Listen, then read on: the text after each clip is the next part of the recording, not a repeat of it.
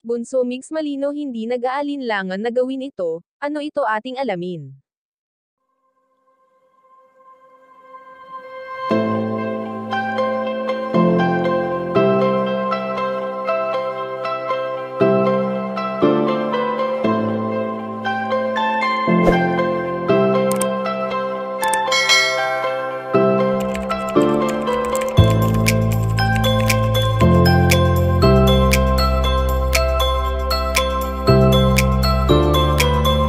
Marami na nga ngayon ang nakakapansin ng pagiging aktibo ni Bunso Mix Malino sa kanyang mga ginagawang project.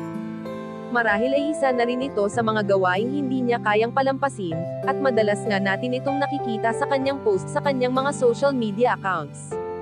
Bagamat ilang taon na malungkot ang nararamdaman ng binata, dahil na rin sa hindi niya may aalis sa kanya na dumarating ang oras na namimiss niya ang kanyang prinsesa. Sa ilang taon na sila ay nagsama ay hindi naman madali para kay Bunso Mix Malino na kalimutan na lang lahat-lahat ng kanilang pinagsamahan. Sa madalas na sila ay nagkasama sa lahat ng pagkakataon, ay nakakalungkot mang isipin na nag-iisa na lamang ngayon ang binata at sa mga susunod pang panahon. Sa mga dumaang okasyon nga ay binubuhos na lamang ni Bunso Mix Malino ang kanyang oras sa pagtulong, maging sa kanyang buong pamilya. Subalit sa ngayon nga ay ayon sa aming impormasyon na nakalap na hindi na nag-aalinlangan si Bunso Mix Malino na gawin ito, at ito ay ang patuloy niyang pagsama sa kanyang prinsesa sa anumang bagay.